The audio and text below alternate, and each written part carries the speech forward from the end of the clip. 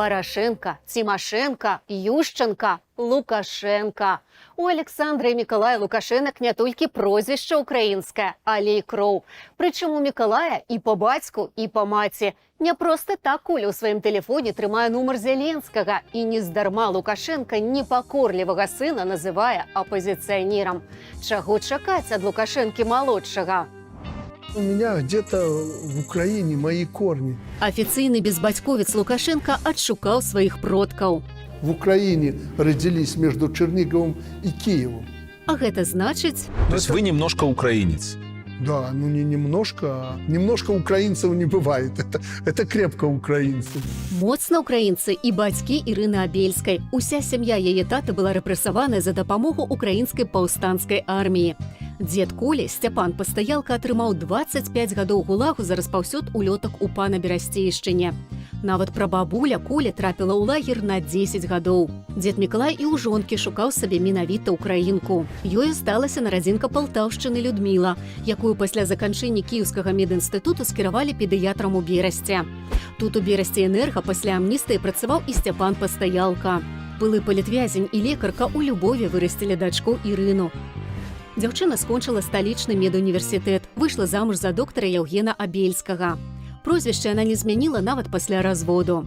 У восень 94-го года ёй зрабілі нечаканую прапанову. Тагачасная міністрка аховы здароўя шукала сярод лекараў прывабную бландзінку каля 30, абавязкова не замужам. Ірына аказалася адной з 3 кандыдатак, якія прайшлі ў фінал. Менавіта яе абралі асабістай доктаркою першага прэзідэнта Беларусі Александра Лукашэнкі. Той толькі пачаў адчуваць смак улады і вольнасці. Перастаў жыць з жонкай Галінай, зблізіўся з Ірынай.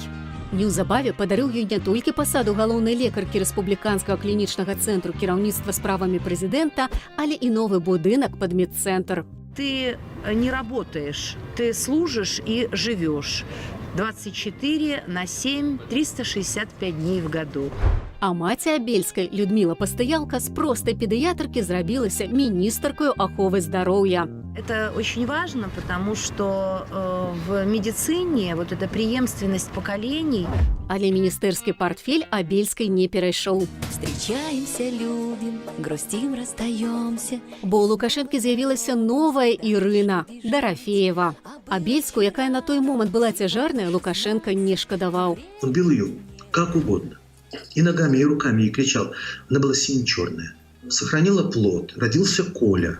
Маці Ірыны страціла міністэрскую пасаду. Саму Абельскую адхілілі ад кіраўніцтва больніцаю. Але раптам на 5годдзе сына Колі Лукашенко вярнуў ягоную маці запалы. Зноў прызначыў яе кіраваць сваім шпіталем. Достойный медицинский центр, который с гордостью представляет медицину нашей страны. Разам з Мікалаем раслі і магчымасці Абельскай. Яна ўзначаліла яшчэ і прыватную гімназію, сталася сенатаркаю. Я действительно очень рада, что в моей жизни удалась такая возможность стать сенатором. Апошнім часам яна зноў з Лукашэнкам і з сынам паўсюль. І ў замежных ваяжах, і на лукашэнкаўскіх імпрэзах, і на паседжаннях. Какой там у меня, аденовирус или что там было? Ну да, аденовирус.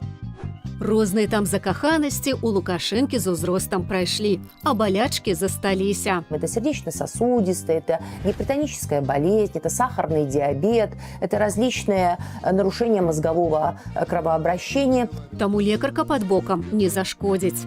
Да таго ж надышоў час Коленьку правільную біяграфію ствараць.